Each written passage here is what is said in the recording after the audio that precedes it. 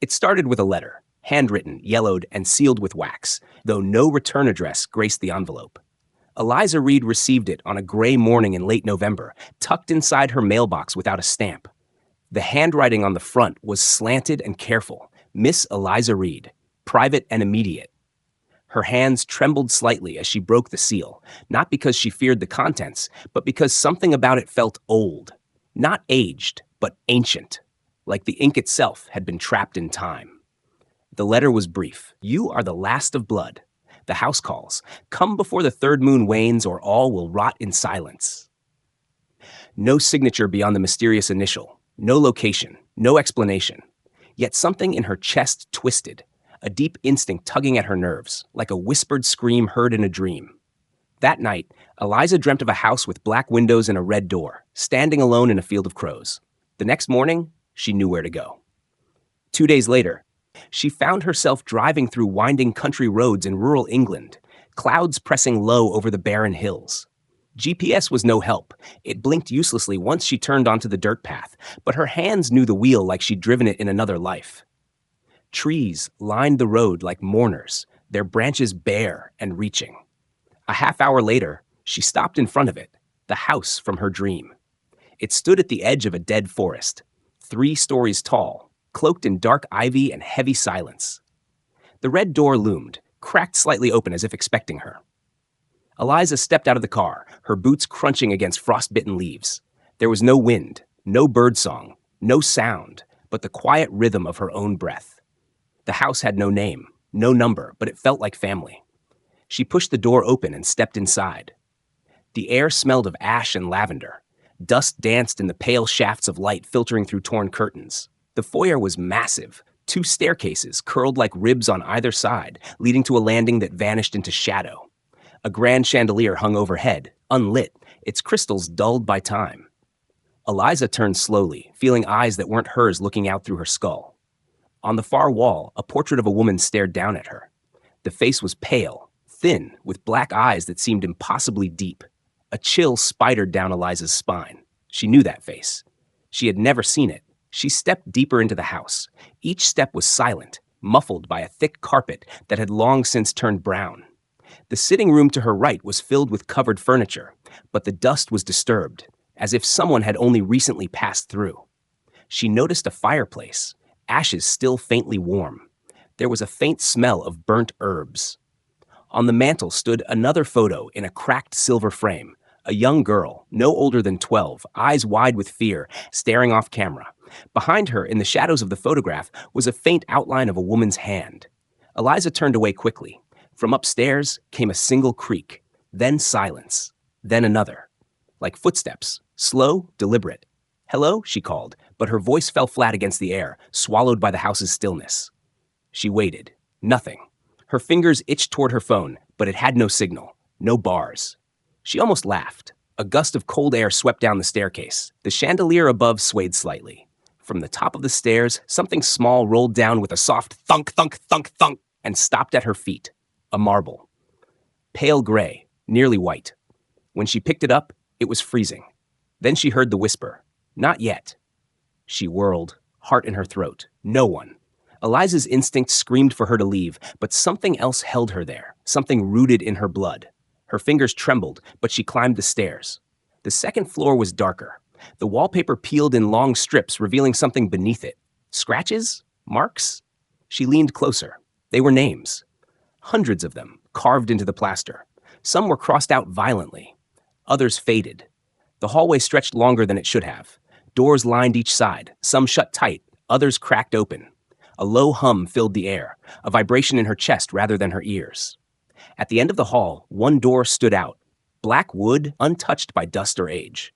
Carved into its surface, reed. She reached for the knob. It turned without resistance.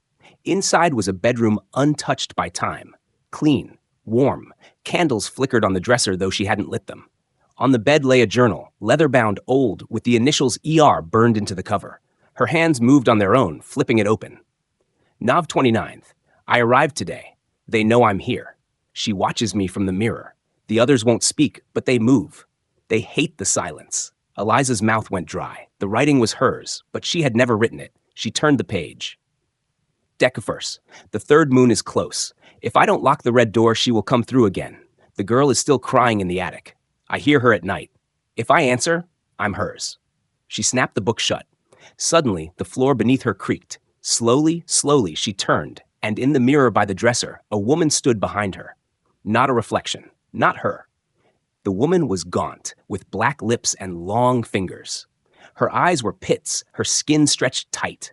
She smiled, and Eliza couldn't scream. Eliza blinked, and the mirror was empty. Her breath came in sharp gasps. She stumbled back, knocking over the journal.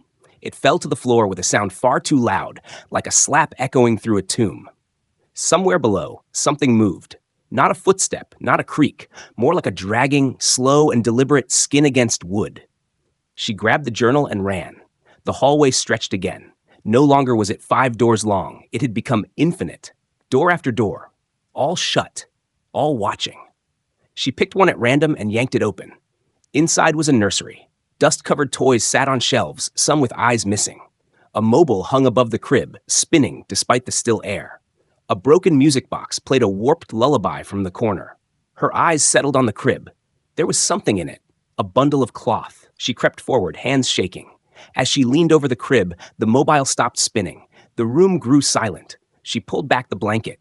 Nothing. Just moldy fabric and hair. Long, black strands of hair. They coiled around her fingers as if alive. She dropped them with a cry and stumbled backward. The mobile began to spin again, but in reverse. The lullaby twisted into low growls. She slammed the door shut and bolted down the hall, not looking back.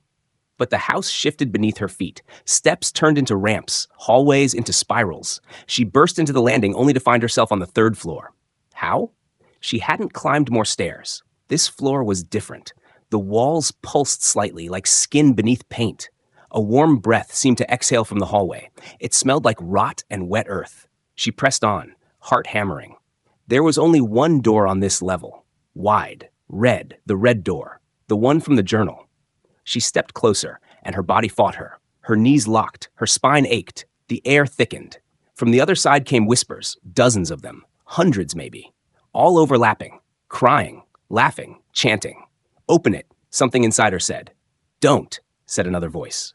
Her own. Her hand touched the knob, freezing. She turned it. It opened inward, without a sound. Beyond was blackness, a darkness that didn't just obscure but devoured. She couldn't see floor or ceiling or walls, just a void. Then from the shadows something moved, a figure, gliding, no feet, no sound. The same woman from the mirror, but wronger. Taller now, her spine bent backward, her jaw dislocated into a grin far too wide, her skin pulsed like liquid. "Eliza," the voice gurgled, "you came too late." The darkness surged forward. Eliza slammed the door. It hit with such force that she fell backward. The whole house groaned as if wounded. Cracks split across the walls. Lights shattered. Wind roared through the stairwell. She scrambled to her feet, clutching the journal like a shield, and ran down the steps, 2nd floor, 1st floor, past the foyer. She reached the front door. Locked. She turned the bolt. It didn't move. Behind her, footsteps. Wet. Bare. She didn't look. She ran into the kitchen, a cold room, a table, rusted knives. She turned and shoved a chair against the door. The footsteps stopped outside. Silence. Then, scraping. Fingernails against wood. The door creaked. A single word slipped under the crack. "Help." Not the woman's voice, a child's. Eliza's breath caught. She turned, and in the corner of the kitchen, she saw it. A crawl space, small and square, the cover half ajar. It hadn't been there before. It was dark inside, but she heard something. Breathing. She approached slowly, holding her phone up for light. Inside sat a girl. Pale. No more than 10 years old. Black hair covering her face. "Eliza?" the girl whispered. How? How do you know my name?" They all knew. We're the same. "What do you mean?" The girl looked up. Her eyes were missing. In their place, 2 small, yawning mouths whispered, "She sees through us." Eliza screamed and fell back. The girl didn't move, only smiled, her real mouth still closed, the mouths in her eyes whispering in unison, "We all belong here now." Eliza crawled backward, heart punching her ribs. She turned and fled the kitchen, only to find the front door open. The wind had stopped. Everything had stopped. Outside, the sky was no longer gray. It was red, blood red, rippling like a sea of meat. The ground was gone. In its place, bones. Endless, writhing bones. A field of ribs and skulls and reaching arms buried halfway into the earth. And across the field stood the house, another house, identical to the one she was in, but not the same. On its roof perched the woman, now spider-limbed and vast, hunched backward like broken clockwork, her head twitching in sharp jolts. She turned toward Eliza, her mouth splitting open, and sang, a song made of screaming. Eliza stumbled back into the house and slammed the door shut.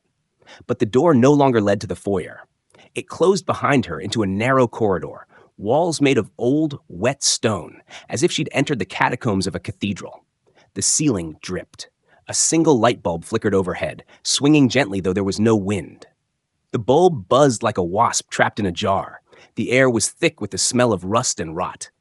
Her hand clutched the journal tighter. She started walking. The corridor twisted and narrowed with every step, forcing her to hunch. Her breathing grew louder.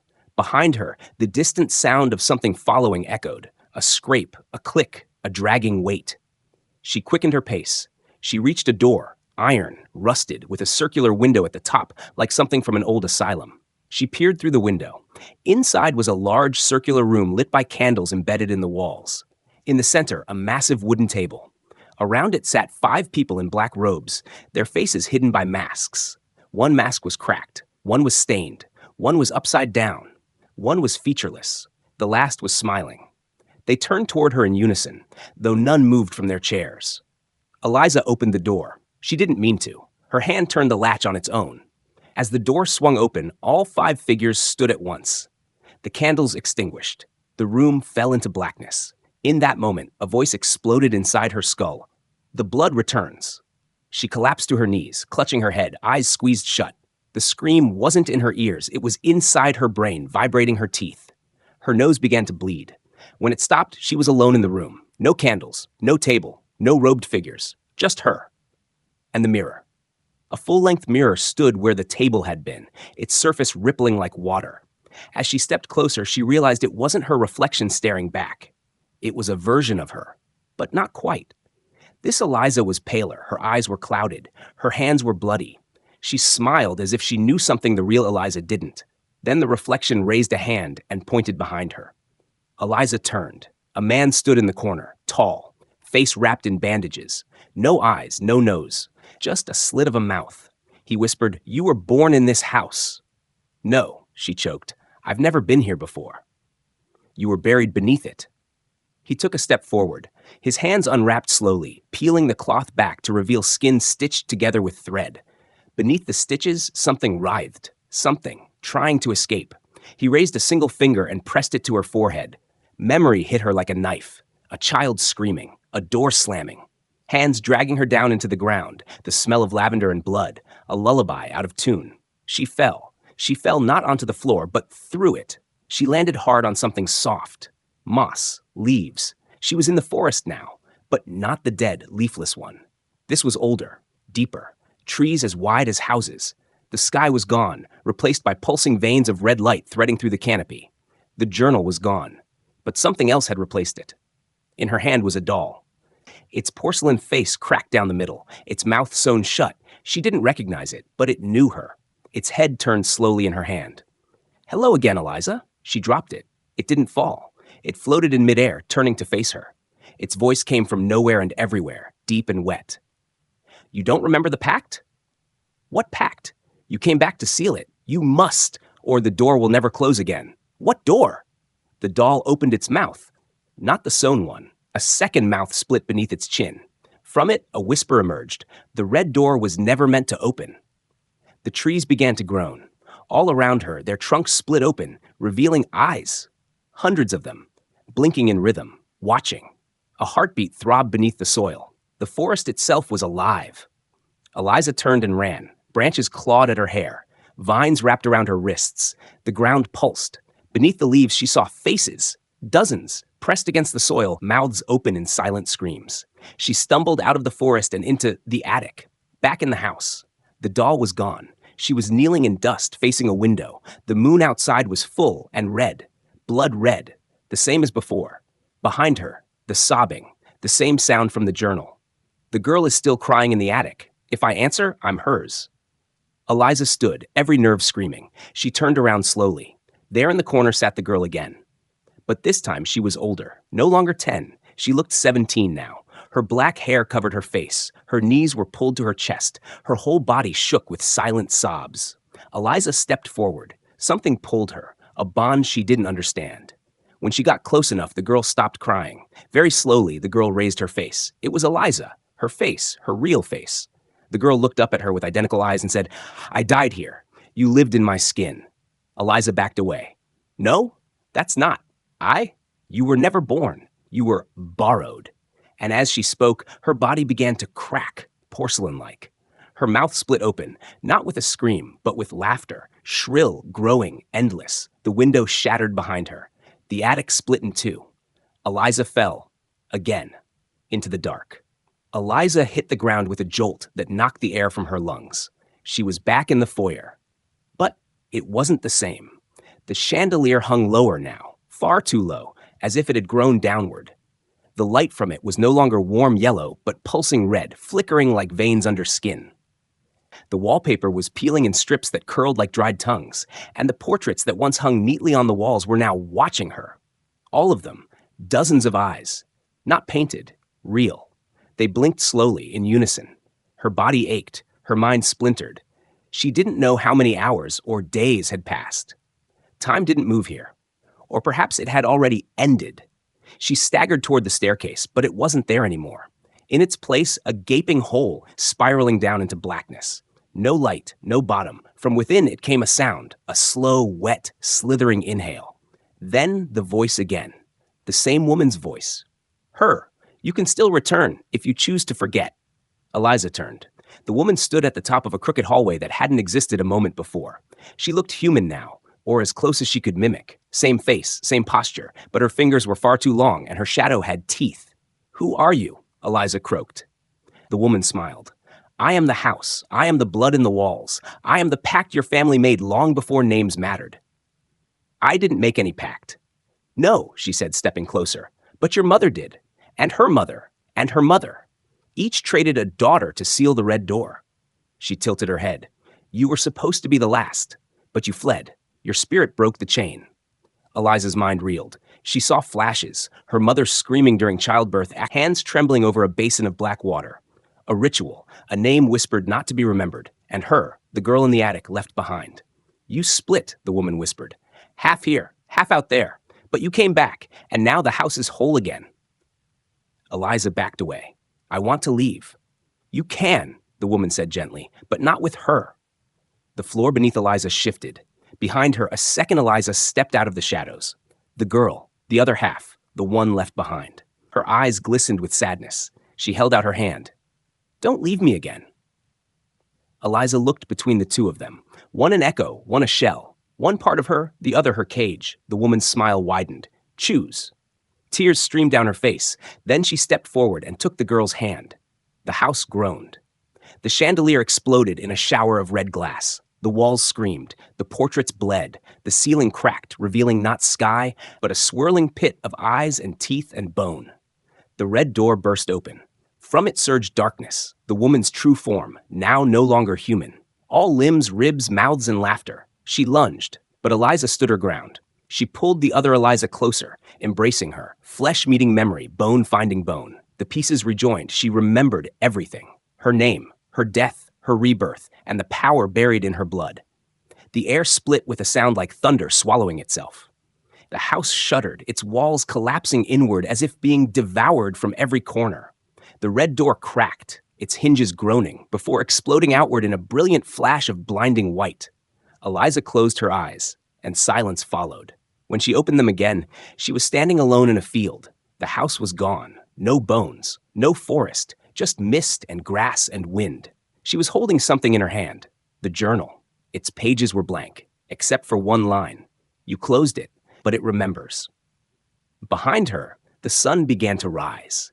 She didn't know what world she had woken into, but she remembered who she was, and she knew the door would never open again unless someone else found the letter.